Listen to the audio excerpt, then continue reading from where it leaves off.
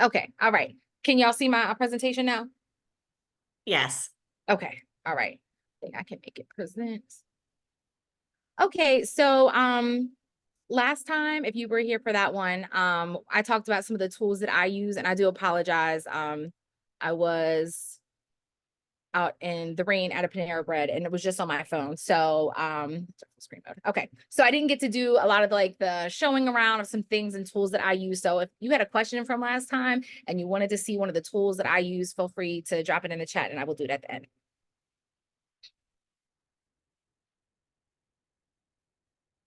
All right. So one of the things that we do with our technology is try to optimize that communication and outreach. We're an evening overnight center. We're called the Night Watch. And so sometimes we have kids getting dropped off by a bus, picked up by somebody else, another family member, and we don't really get a lot of opportunities to sit down with our parents to talk with them about things because we're evening overnight center. So they're working all night and then they're sleeping during the day. And it's just kind of hard to get those consistent parent conferences. So be able to use some of these tools to help with the communication. I'll jump into the email templates in a second because I want to show you a tool with that. But so we use ProCare to send out messages. I know some people use Brightwheel. Everybody kind of has their own thing, but being able to have a way to kind of talk asynchronously about milestones and things like that is definitely, a great way that it can get done, especially if you have parents that have just odd hours, or like I said, if they've got a bus dropping and picking up and you don't really get to have those one-on-one conversations because we don't want to wait till it's just something bad and then we have to have a face-to-face conversation. If we can start having that communication ahead of time, that's helpful. Maybe if it'll go. Am I doing something wrong? Okay. Okay. So one of the things that helps me streamline my business is creating consistent communication, but by using email templates. Because if I have an email template already ready, let's say we have a parent that's going to be, possible enrollment, or we've got a parent that maybe needs to get caught up on their bill, or just anything that like could come up, to have a template, especially if you have a team, whether it's somebody's like a virtual assistant, or it's your director, or your, I don't know, little niece that helps you sometimes at your home daycare center. Having the templates already ready to go kind of takes some of the guesswork out. You could delegate things off because you've kind of approved that message.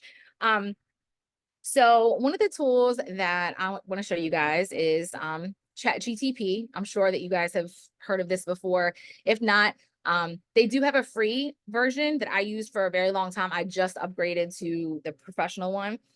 So I just wanted to show how using something like ChatGTP can really just help you like kind of bang out these templates, and then you literally could have them maybe by the end of this session if you are able to get on your computer. So it's chatgtp.com. It's that AI software that like writes things for you, but it also can be used to write these templates. So I had just put this prompt in here: create an email template from a childcare owner or director to a potential enrollment at the Bluebird Child Care Center. And now you want to be as detailed as possible, but even as kind of general as what I have here, it does come up with a nice template. And this can just be a start. Like wouldn't necessarily say just always use it word for word, because you want to put some of your personality in there. But then it at least kind of helps you. Sometimes we don't do the templates because we're thinking, I don't even know what to say. And then we stop and then disregard it. It's important. And I'm sure y'all can agree that having something like this ready to go is helpful. But ChatGTP can just be a way you could just take 15 minutes, get all these templates out of the way. You have them saved, so you can pass them to a teacher, pass them to a director. And it could be something as large as an email, but it could be something as small as like a message in the app that you guys use for communication. That could be helpful too. So this is what it came up with. Let's kind of go slow so you can take a look at it.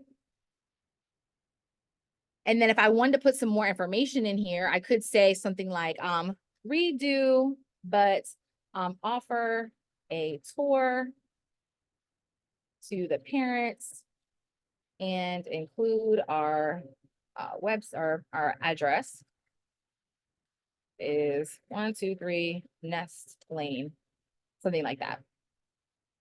The arrow. Are you really not going to work? All right, I'm gonna try that real quick. Redo, but add address. 1, 2, 3. Yes. It's been being wonky today, so it normally is great. So you add a little bit more information to it and it'll redo it for you. And like in less than 30 seconds, you have this. And the other thing I really like about it is if you were to use this and just kind of type up a synopsis, like the vision and the mission of your daycare center and the kids that you serve and how many families you've served, any of those details, and you put it in here and said, okay, create an enrollment template based off of the information I just gave you. Like it can pull information. If you give it all the information ahead of time, it can pull and create other templates that are a little more custom to your daycare center specifically. And then, okay. And then when you have those, my suggestion would be is to put them into, we are on the wrong page. Okay. There we go. Is I would put them into maybe like a Google Doc and just kind of save them and label them, or Microsoft Word. I'm a big fan of Google Sheets so that I can maybe just have, actually, I think I can show you. I thought I had it on here. No, no. I thought I did. I'm sorry. I thought I had them on here. But that'd be a great place to save them, just in case, like I said, your director or one of your teachers or whoever's communicating and writing these emails would have them already. One less thing for you to do. And, you know, it's just, I don't know, it makes it a little more consistent. Okay, so managing contacts. So this is more for the owner, for the director. If you're going to like networking events, or maybe you go to a training and there's other daycares there and there's other teachers, and you are somebody who says, hey, like, I don't want to, like, this is not, like, I want to expand out my career. Like maybe you want to, I don't know, write a book about early childhood one day. Maybe you want to have a franchise of daycare centers. Maybe you want to get involved in maybe politics to kind of help create and influence some legislation for, you know, the families in your area. Like whatever it is, if it's something outside of the daycare, I want you to lock into this, because this is exactly what I do. And this is how we've been able to secure grants. This is how we've been able to develop partnerships and even just connect us with other resources, some paid and some free, by me using this tactic. So when I get a business card, I have a spreadsheet. So I blocked everybody's name out, but I put the type of contact. So I have a nonprofit organization. I have my daycare center. Some are just, you know, people I've just met out networking that are more just like just Amy connections, not necessarily related, you know, connected to the daycare. So I have stuff like that. So I just make like this spreadsheet, and you can use something like Google Forms.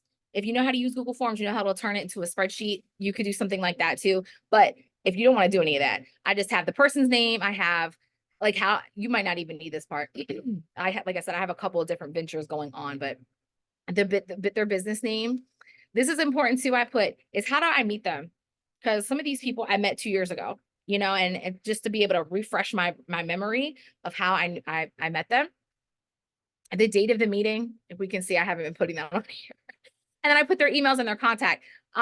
Sometimes if I have a project coming up, I may go through my whole contact list and say, hey, like, would anybody maybe like benefit from this event or benefit from this resource? And I'll just send out an email, just kind of connect.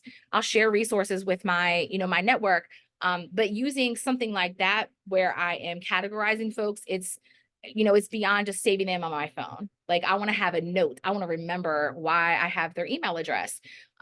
Even taking that next step further, like if you know what field they're in. So for instance, at Night Watch, we were able to secure a therapeutic childcare grant through the state of Maryland. And one of that pieces we offer is we have a social worker that comes in and works with the kids. We have a music therapist that comes in and works with the kids. And we have a psychotherapist that works with our parents. I needed to have mental health people in my contacts to make that work. So yes, all this money, there was an opportunity for us to get a grant, but if I didn't have these people in my, you know, Rolodex, so to speak, you know, that could have like, I wouldn't be able to move forward with, you know, with these larger collaborative projects. And if you're doing any type of family events or giveaways, community baby showers, any of those things that, daycare sometimes do to give back to the community, being able to have contacts at the health department, have contacts at the school. Even if you do have smaller kids, having some people over at public school is really helpful. It can be a resource for your parents as they're transitioning, maybe with their older kids or just going from kindergarten into, day school. It's really great to have some of those resources because the parents may come to you and say, hey, I need to get my child into a new doctor's office or a dentist office, or I need therapy, I need these resources. And for you to have them on a spreadsheet and you don't have to commit everything to memory, but it's just that next step, a little more intentional with like our networking. And this is another way to kind of collect resources for our families. And Lisa, if you could let me know if there are any questions along the way. Okay, so the next thing, the next couple slides have to deal with internet searches. So you'll notice that I'm not going to be talking really anything about social media. In my experience, I have not gotten any parents from social media. Like my parents come from Google searching me and looking for daycare on the internet. They're not looking on social media. That's just my experience. So I just want to encourage you to take that next step. So that's great if you have a Facebook page, but having a website that has certain things on it and attached to your website that are going to help people find you a lot easier, because not everybody's on Facebook and people aren't typically going to social media and Google searching. They may like ask in a group, but they're not able to get right to you. So if they're asking in a group, you're going to get filtered through people that either have never heard of you or never met you before. We want to talk bad about your daycare center. Like, you know what I mean? This way, by using your website and using things like SEOs, and I'm not going to go too much into it because I don't know 100%. I would Google search to kind of look for SEOs for your daycare. But it connects the parents faster to you. They don't have to go through the social media, if that makes sense. They can just come right to your website. And that's where a lot of them are going. They're doing an internet search for daycare in their area. So making sure that you have your website, making sure that your website is linked up to Google. Just because you have a website doesn't mean it's hooked up to Google. I didn't make any information about that, but if you never got the little postcard from Google to confirm your address, you're probably not on Google as like a location, and you want to make sure that you do that for your daycare. So when it comes to SEOs, it's that search engine optimization. I'm going to hop back over to ChatGTP because again, this person's going to be like your personal assistant. So provide a list of SEOs for my night child care center. Now let's see if she's gonna work for me.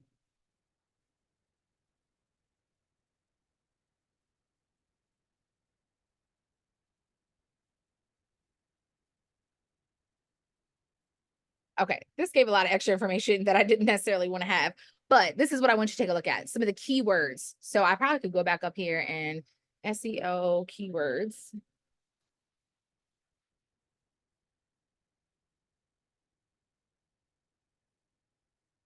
Okay, so on my website, as well as my blogs, so you notice, did I get to the blogs part yet? Okay, all right, this part here.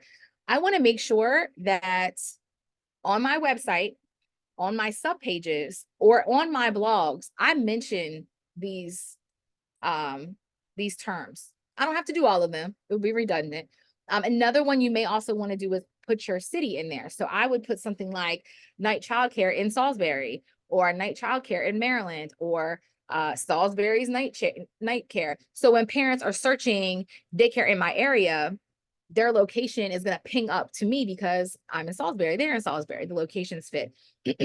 So I've had more parents come through our blog than anything else. I've had parents reach out and say, hey, reading your blogs, getting all that helpful information, like that's why I came to you guys, because you think about the parents, not just the kid and their educational milestones.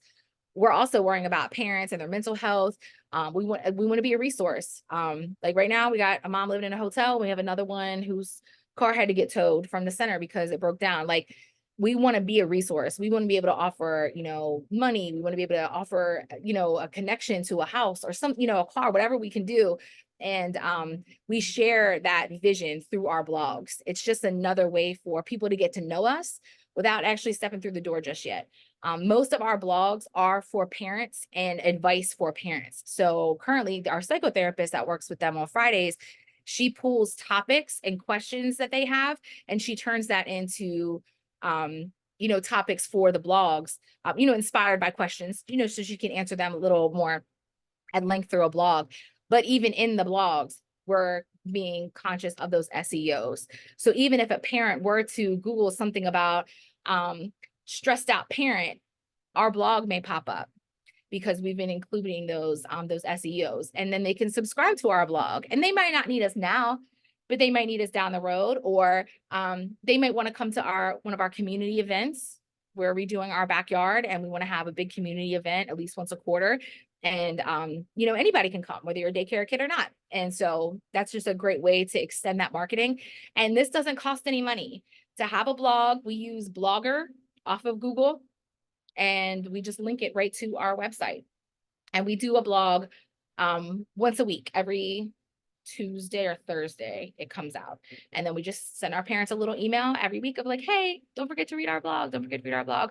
But then also people that visit our website, or just people that are Googling, like I said, it might pop up. And with our titles, we're intentional by using things like, tips from a Salisbury childcare center, things like that. Just another way to get, if people are searching online, they can find us. Another way that you can engage with potential parents, where you're not constantly like out hustling and having to have all these like tours and things like that, just a way for them to quick hop on an email list. So like if maybe you don't have room right now, down the road, is offering free digital products. Now I don't know if there are anybody in here who is thinking about starting a daycare. I know if it's like a home daycare, you can't advertise your daycare until you have your license. I believe that's how it is with home daycares.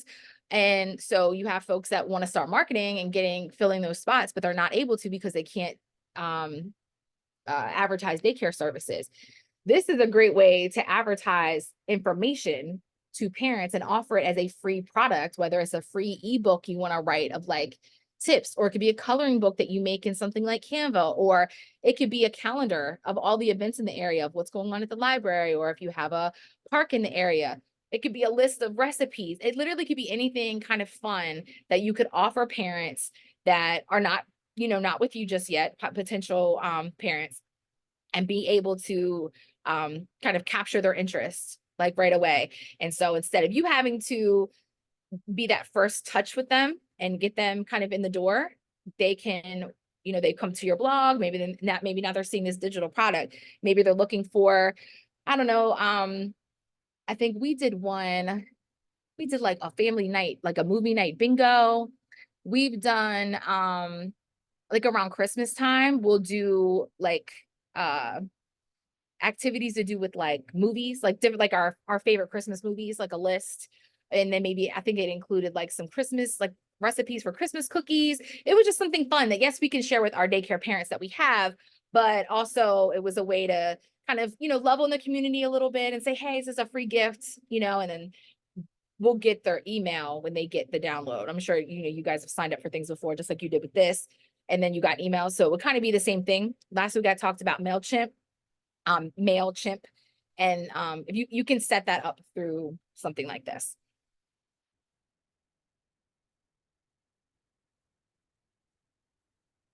What do I write in the blog? So right now the psychotherapist is doing it, but like last summer I did a whole series on safety with your kids at summertime. I talked about like like if you take them to, let's say, I don't know, Six Flags or something like that, consider doing something like putting a color in their hair. Make it really hard for somebody to snatch them because they've got green fingernail polish. And I mean, whatever, it's just for the day. It's just some way that like a kidnapper might not go after your kid, because how am I supposed to cover up that nail polish? How am I supposed to cover up maybe like a temporary tattoo, just something that they're not going to grab your kids. So we had like a whole series on that. During the holidays one year, we had some tips for parents on how to keep your kids safe at family functions, because, you know, the reality is that most kids are harmed by somebody they already know, family member, friend, things like that. Another kid their age, you know, so we had some good information for our parents about setting boundaries and, you know, things like not just letting your kids go in the back room with all the cousins while all the adults are in the other room, you know, just little things that, we wanted to just kind of empower them to say, you know, you can say, no, I want my kids out here. It's okay to have your kids say, no, I don't want to give that person a hug. I don't want to sit on somebody's lap. I don't want to give them a kiss, like helping your kids advocate for themselves. So we did a thing on that. So hopefully that'll help you get started. But I also would suggest going onto ChatGTP and just typing in, provide 5 blog topics for my daycare center. I serve ages, you know, 1 to 3, and see what it gives you. All right. ChatGTP can help with writing the blogs. So if that's a way, if you're going to use it for marketing, absolutely, because this is about streamlining your business. So that's definitely an avenue that I would take. And then even if you just came up, you could maybe even come up with the topics and just say, hey, write me a blog that is 300 words or less about blah, blah, blah. It's from my daycare center. Make sure you use these following SEOs, and just hit boom, and you can have all your blogs done in like 10 minutes. I've definitely done that before. So ChatGTP is definitely another way to do that. Okay. Managing documentation and compliance. So my daycare center is a little different with us being evening overnight. It's not like we have kids that start in August or September and then they kind of graduate out of our program. Or, you know, so I can do all the paperwork in August, and every August we just renew everything. Like that's, we can't do that because we have open enrollment. So the emergency forms are due all the time. Like every month I have a kid that I have to get a new emergency form, and that was driving us crazy because like, who's got time to be checking these papers all the time? So this is what we did. I can put this chat out the way. So I use my Google Calendar for everything. It is completely free. And so what we did was, what me and my team did, we went through all of the emergency forms. We just sat down and made a list, every kid and when it expires. All right. And so let's say my emergency form. All right. So, and I put it on here when it's due. All right. It's due. It's going to be due next year. And so it's going to be due June 12th of next year. So what I'll do is I'll set a reminder for myself a week before, and I'll hit save. So a year from now, I will have a little something that pops up on my computer and says, hey, make sure you get something for Amy for her emergency form.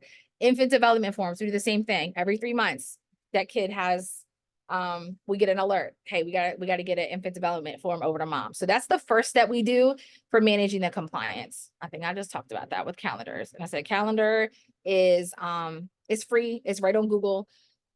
That's really how I keep my whole life together. Very thankful for it. Okay. Once that happens, you may also want to look into getting a DocuSign or a Hello sign. We use DocuSign just because this is the easiest for us. It's not cheap. But well, we also send out a lot. So depending on how big your daycare center is, do your homework on it. But honestly, this training is about streamlining your daycare, not being cheap. So cost cutting. So find whichever one works for you. So what would happen is, hey, I get an email saying, or alert on my calendar saying Amy's emergency form is due. So what I immediately do is I go into DocuSign, and I already have templates. I already have emergency form. I already have an infant development. I have contracts, everything in there that a parent would ever need to sign. And I shoot her an email, and it'll go right to her phone, and she can doop, doop, doop, and she can sign it right there. I immediately get a copy emailed. We print it out, put it in the binder. That's just how we streamline it. It takes 5 minutes. I'm not hunting anybody down. I'm not, oh, we took it out of the binder. Now where is it? We don't have to do any of that. We just take care of it. And again, especially if we're not seeing parents at drop off and pick up with our non-traditional hours, this has been the best way for us to get it done and make sure that, you know, license isn't popping up and we're like, oh shoot, we forgot to get that mom to sign her paper. Because with us, it is constantly enrolling, rolling enrollment. And yeah, it can get overwhelming with that. Data collection and reporting for grants. So for me, I use ChatGTP a lot when it comes to my grants. I'm just going to talk briefly about this because I don't know how many people have had experience with using grants, but a grant that we have, it's reimbursed grant. So we have to spend everything before we can get it back. So having things like Google Forms and spreadsheets to be able to just know what we spent, know what we need to report, making sure that we're like doing everything that we need to do and staying organized. We also do data collection for our grant. We're a therapeutic childcare center, and we specifically work with kids who have behavior needs. So we meet as a behavior team. We have a small, like a committee that meets every other week, and we take a look at a couple of kids, and we review data, and we pull, assessments from different teachers and things like that. And being able to collect all that, and we share it all in a Google folder so that all of us on the team can access that information. It's great when we have to have a parent conference. It's also great when our parents have conferences. So a lot of our kids that have behavior needs, they're also linked up with other agencies. Some of them go all the way to Kennedy Krieger. I'm on the Eastern Shore in Salisbury. So some of my parents are driving 2-3 hours over to Baltimore, DC area to get services for their kids for behavior needs. What we're able to do very quickly, because we use things like Google Forms and Google Docs, and we also use a shared folder, is that mom can be all the way in DC and she can quick pull up the shared folder and she can share the information right there from her phone. So that seems to be really helpful for, and then also goes back to that communication, that mom can have access to our meeting minutes. And now, full disclosure, this particular mom also works with us. So, but I would still do it the same. I would still make sure that that mom had access to things. I've had moms reach out and say, hey, now granted, we have older kids because we're evening overnight. We can have up to age 12. So I've had kids that are school age kids, and mom will say, hey, I'm trying to get an IEP. I'm trying to get a 504. I'm trying to get this, that, the other. Can you help? And for us to be able to quickly pull this data and say, hey, yep. And then we use something like ChatGTP to type up a quick behavior report based off some teacher observations, based off the minute that, the notes from our behavior team meetings. And it's just able to just put really great reports together. And it sounds professional, but because it is professional, but you know what I mean? Like, it's streamlined that I didn't have to sit there and type all that stuff up. It was ready to go. I copy, paste, give it a prompt, and put it on our letterhead, and I'm printing, and we're on our way.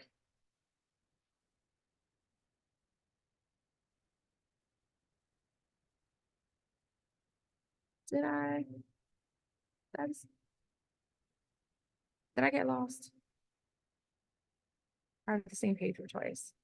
We did this one. We did this one. Okay. All right. Sorry. Okay. So, we had been open maybe 2.5 years, and we weren't full, and I was working all the time. We were open 7 days a week at the time, and I was driving myself crazy. And when you are starting your business and you don't have a whole lot of money coming through, you want to try to do everything yourself. You think, oh, I don't have money for ProCare. I don't have money for automatic billing, and I don't want to pay the credit card fees and all of that. And like, I get it.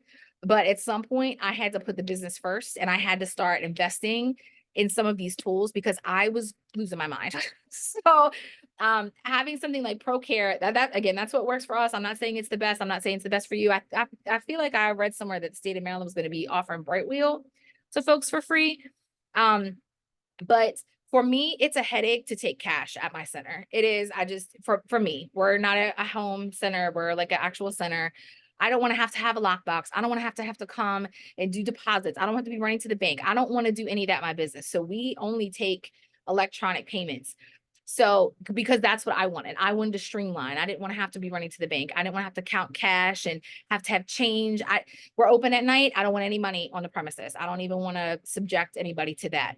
So I made a choice to automate these things to help me just have more time to do other more important things like networking and writing grants and looking for other ways to bring money into our center. If there's an app that'll do it for me, I'm doing it. So we use, like I said, we use ProCare for billing, but I used to use QuickBooks. So I use that. But I wanted some of the other features for ProCare, like the enrollment. But I'll be honest with you, other than accepting the registration fee, it really doesn't do anything I needed it to do. Like, it doesn't let anybody sign documents. I still have to do that separate through DocuSign. So I like that it has parents, they can sign in and sign out. I like that you can send messages, but just do your homework on it. Scheduling. So what we do with scheduling is, well, one, I use Homebase for my staff. That's how I put their schedule together. That's how they clock in and clock out. So there's no like paper sign-in sheet that I got to run up after. All the hours and everything all ready to go. And for scheduling for the parents, it's a little weird with us because our parents, some of them work 312, some of them work 410, some of them work 7 on, 7 off. And most of our parents have different schedules every week. So every Wednesday of the week before, we send out a Google form, which is free, and we ask them for their schedule. And so then we have it for Monday, and then that's how we do our staffing pattern and all of that stuff. So that's another tool that we had to use. Most of you probably don't even need that because you got the same kids every day, but that's just something we have to do. But reducing the manual work, like it's worth the money at this point. It's worth the extra, I don't know, maybe $200 that I pay a month for these things so that we keep a wait list, we stay full, and I can do other tasks like serving my community, like doing something like this tonight.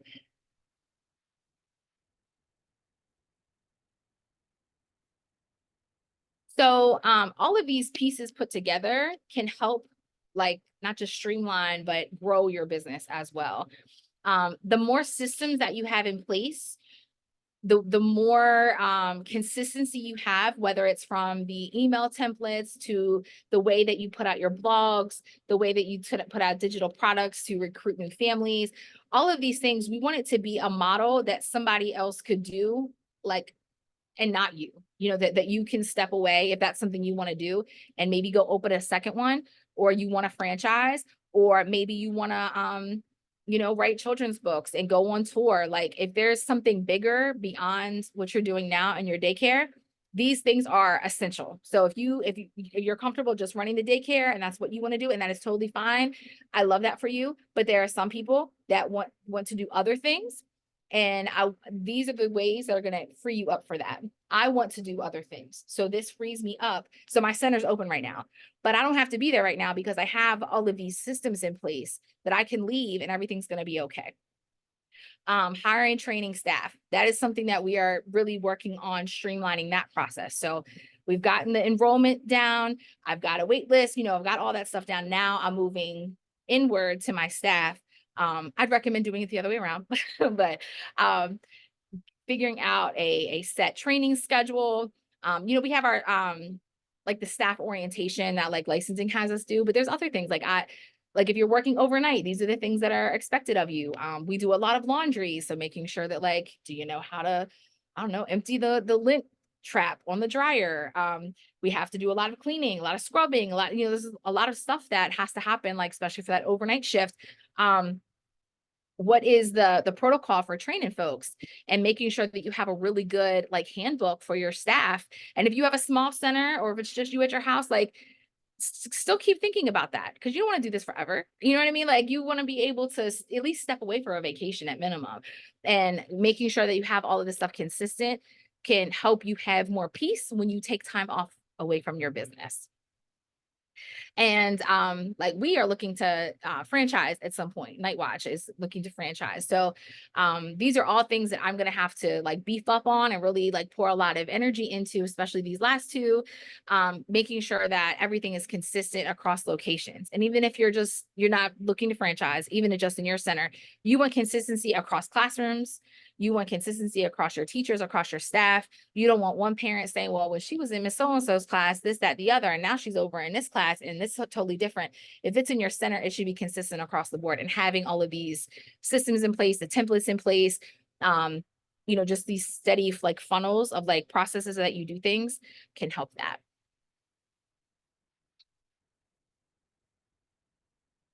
Okay. I'll touch on this a little bit because this is something that we are working towards.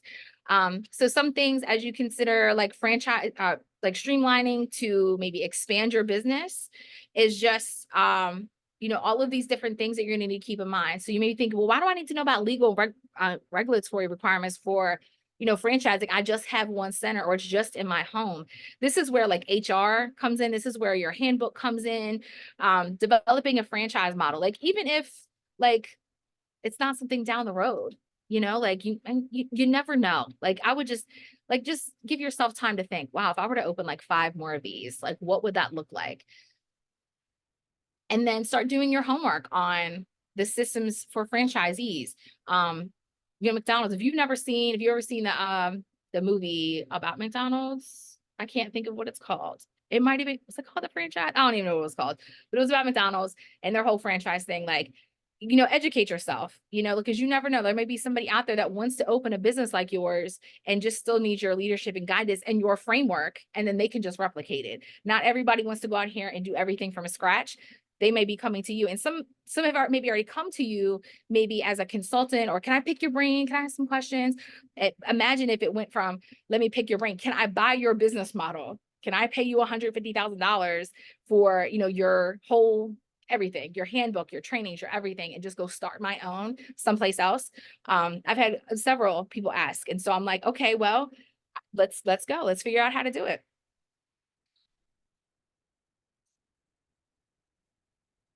Okay. All right. So I know towards the end I kind of got into the franchise and like the bigger stuff, but what I'd like to do is I would like you to leave tonight with kind of like an action plan. Like think of maybe 1 or 2 of the tools that I've talked about tonight, or even if you were at the last one, that you would like to implement. And I'm going to give you like a little bit, maybe 30-40 seconds or so. If you could drop in the chat, which ones, 1 or 2 or so, that you think you could maybe implement in the next 30 days. Amy, I had to get on a call. Did you answer the one question? Yes. Okay.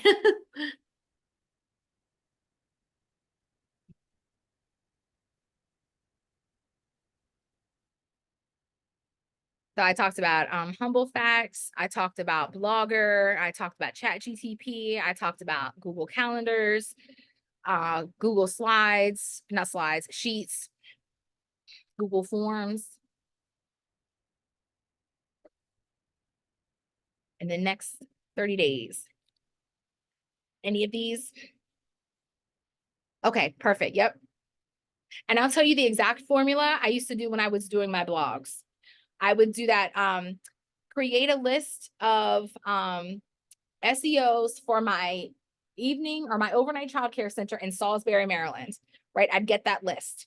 Then I would say, use these lists of CEOs or SEOs to create 4 blog posts. Topic 1 is about eating healthy and staying hydrated in the summer. 2 is pool safety, you know, bright colors over blue. I don't know, something like that. Like I had like 4 topics, and then I would just hit enter and it would hit them all out. I also would even prompt it to invite them to a tour if that's what I wanted, or invite them to subscribe to the blog. It's definitely a way you can get it done in like 5 minutes. Okay, yeah, and like I said, those email templates are great. And the other reason I really like email templates is that, especially if it has to be an email and there's like emotion attached to it, you know, sometimes our emotions can get the best of us and we just get clacking away. Wouldn't it be great if you already, like past you who was calm and wasn't in the thick of the issue, like wrote this like professional email and you could just go pull it out? And I would also like, not just with parents, but like your staff. Like if you got people who are coming to work late, or you got people who are being unprofessional or just not showing initiative or like any of that, like maybe get a little script of either maybe what you'd say or what you would email to them, to maybe help you out for when you get stressed out, you know. All right. Somebody else said blog and Chat GTP. So I do just want to show you, those of you that are interested in using Blogger. So over here with those little dots, this one right here. And so this is actually all of our blogs. And then what we did was,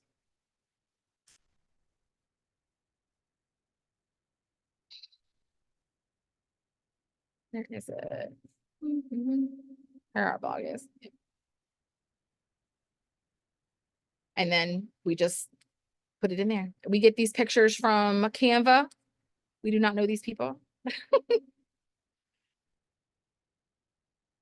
And even our website was just Google Sites. It wasn't like, I don't pay anything for this website. I pay for the domain. I don't pay for the rest. But that is my husband, so I do know him. Okay. And then Google Calendar.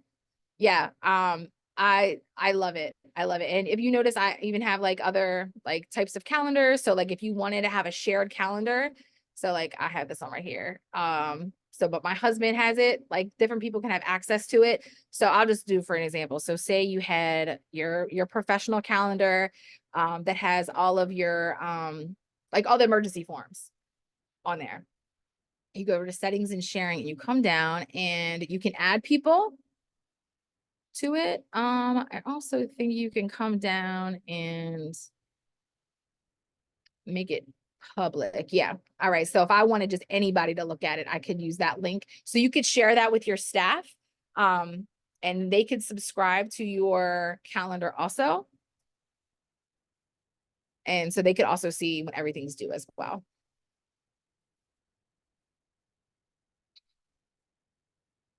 All right. Any other questions?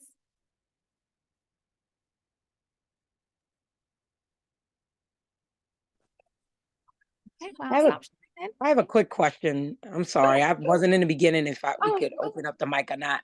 sure. But I was enrolled for the last workshop you all had for streamlining your daycare, Mhm. and I missed it because I had a meeting with a parent. So I was wondering, did you all send out a recording of it, or how We could I get did. information about? You did? Yeah, Okay. we sent the recording and the slides. Okay, I'll go back and look for it. Okay, if not, I can send it to you again tomorrow. Okay. That way it'll be at the top of your list. And Okay. we're gonna send this one out again in case you missed Okay. anything. You know, you want to rewatch it. Okay, I appreciate that. Yeah, and then if you come up with any questions that you have, just let me know. Or did you put your contact information in there, Amy? I will. I'll want me to put mine in the chat, or Oh, you'll just... I was gonna get Amy to put hers in there Okay. in case, or email. So in case you Okay. have a direct question for her, you can just email it. Yeah. Okay, thank you. Thank you. Uh-huh. And Lisa, I don't know if it's okay for me to ask, like, are there any other topics that are along the lines of this? I can dive in, we can have a part 3 or kind of expand on like one of these, like blogs or emails, or if there's anything else, marketing, anything for your daycare business. If you want to drop it in the chat or just hop on the mic and Lisa and I can get something together for y'all.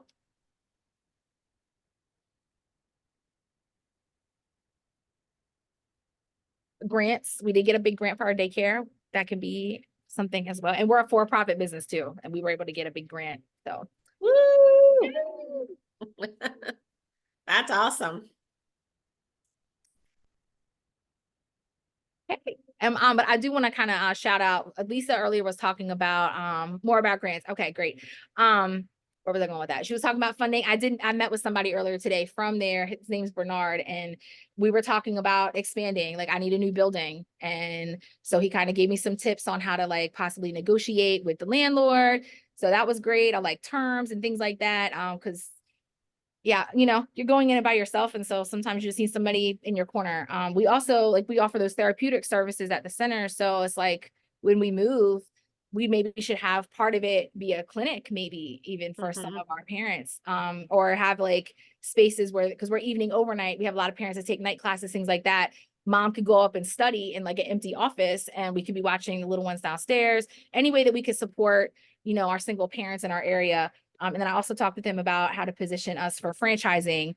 And he talked about funding for both projects to maybe help me get franchised, as well as, you know, getting into this next building. And we've been open for almost 6 years. So that was also something that was in our favor. So if you've been open for a while versus you just open, that may factor things. But yeah, so it was a good call, and it was just a free coaching today. And I got to talk to him for about 45 minutes. But like, use them. Like, don't think that we just have to be under the education umbrella. Like, please venture out into the business world, because like, that's where I'm finding out how to network. And that's how I was able to do that grant, because I network and I go out and I go to these conferences that Lisa has, and other events. Like you got to get out of your daycare bubble to really start making those big impacts in your business, and like staying on their email when they have free classes, even if you don't think you're going to need it. Like federal contracts, you would think, why would I need to sign up for a free training on federal contracts? The federal government, they contract out everything. They could be looking for daycares or daycare trainers or something on their property, and that could be something that you are able to get. But if we just stay in our little, I just watch kids all day, like our little bubble, credentialing and licensing, that's all we stay, and that's all the money that's going to come in. So trying to just get out. So That's right. That's right. I always say, get out there and network, go to all the business after hours and ribbon cuttings, meet new people. That's where you're going to find your business. That's where you're going to learn new things. Attending these workshops that are free, take advantage of all the free resources that you can. Not just through us, but through like the Economic Development Center, Small Business Development Center. They also offer help with the business plan and business consulting, and their services are free. They actually do the same things as us, except we do loans, they don't. We also do a class that's called Let's Talk Funding with MCE. So that's a good one for you guys to attend if you are looking for a loan. I know grants are always better, but sometimes they can be a little harder to find. If I hear of any grants, I always post them on our Facebook page, so be sure to follow us on Facebook. Also, if you want to be added to our newsletter list, please just email me at ltwillie@marylandcapital.org, which I put in the chat, and I can add you to our newsletter list. It tells you about different events we have coming up. We do an annual women's business conference in March, and this coming year, it'll be March 14th. At the Civic Center, and that's an awesome event. If you can make it, it's a all-day event with keynote speakers, vendors, all local women vendors, and it's door prizes throughout the day. Just a lot of cool, fun stuff. Amy's been a speaker of ours before, one of our keynote speakers. Unfortunately, when she did it, it was during COVID and had to be done online, but she was great. So. But yeah, so if you guys can come to that, try to make it. I know it's hard when you have a daycare, depending if you have a backup person, but you okay if I answer these couple of questions in the chat? Yeah. Okay. So the Howard County to open a center. I don't know who you're using to help. Well, let me roll back. I'm gonna ask a follow-up question, and then I'm gonna go to the next question, and I'll come back and answer yours. What difficulties are you having? Like, what is the pushback? Is it from licensing? Is it you just can't find one? Let me know, and then I'll answer that question. So the most events, social media, sometimes, yes, but a lot of times I get on email lists. So like Lisa, the Maryland Business Center or Maryland Capital Enterprises, I don't know which one, they may be all together, but when their emails come through, I open them up and I literally send them to my virtual assistant, and I'm like, sign me up for all of it. If I can go, cool. If not, they send me the recording, and then I can look at it later, and I'll even put it on triple speed so I can just get through the information faster. But so I do a lot of that. Small Business Administration, I'm on their website, that, and then like the chamber, what's the comptroller. I'm on the comptroller's list for Maryland, because sometimes they have trainings, informations, webinars, but they also come, like if there's legislation that you need to know, because again, we're in daycare bubble and licensing doesn't care about taxation and all that stuff. So sometimes we let that fall to the wayside, but when they stop your checks, state of Maryland, they stop your checks because you forgot to do something. That's another one I would go to. I also would consider, are there anybody that's on the Eastern Shore in the group? Anybody? Me? Okay, iPhone 182 is on the Eastern Shore. Tap in with UMES. They have an entrepreneur center there, and it is free for the community. SU has one also, so I would tap into both of them. And you can go and use co-working space. So if you just need like a place to be, they have events also. They have trainings for things. But UMES, so on Monday, I just went on an agro tourism field trip. So we went, and it was for agriculture folks. So again, thinking outside the bubble, me and one of my staff, we went on a field trip during the day. We went to 2 different farmers markets and really got to see how they engage the kids and families with like fresh eating and just having fun outside and playing and the animals and things like that. And so again, thinking outside the bubble of like, when we move, like, I want that. Like, I want a farm. Like, I want things for the kids to play in and animals and just all this fun stuff. So being open to those opportunities. But I would have never, if I hadn't gone to a business conference about funding a few weeks ago, or not a conference, but it was like, it was when Bernard was speaking at, it was like a little hour, like a lunch and learn. If I hadn't gone there, I would have never got on the email list. The agriculture guys were there. They just happened to hand me a flyer. Like, I'm like, but it was such a fun field trip. And we came home and we even found out that like there's programs that we can get linked in as a daycare center with these farmers to get fruit at like farm to table for our kids. I didn't know anything about that. So just, you know, we swung wide, but we were able to get something that was like for us. Okay. All right. So the other question was, I'm having a business realtor who is looking for me. I can't find space. Okay. I'll be honest, like it's hard finding space down here too. Like we need to move, like we need to grow.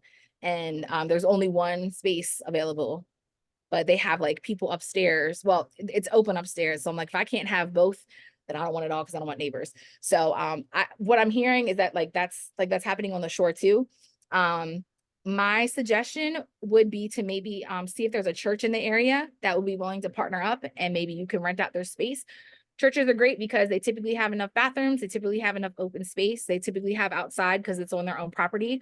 So that might be an option. Okay. I think those are all the questions. Yes. So I just wanted to say when you were talking about the Centers for Entrepreneurship. So it's the Dave and Patsy Rommel Center for Entrepreneurship, which is downtown Salisbury on the plaza, which is through Salisbury University. They have a lot of good resources. Again, they're a free resource. They do business consulting, can help you with the business plan. They have different like a space there that you can also rent space, or you can qualify for free space or something like that. If you just email them, check it out. If you just email them and ask them for some space, I mean, I've been able to go in there and just work. Yeah, that's what I thought. You can do it for free. Yeah, but I just let them know it's like renting out. Checking out the space rather, and they just give me my little Wi-Fi code, and I'm able to get some stuff done. That's nice. It's nice. Okay, well, thank you so much, Amy. We appreciate you, and we will be sending all this information to all of you. Thank you for attending tonight, and we'll try to put something together on grants. Y'all have a good night. See ya. Thank you. Have a good night. Thank you. Good night.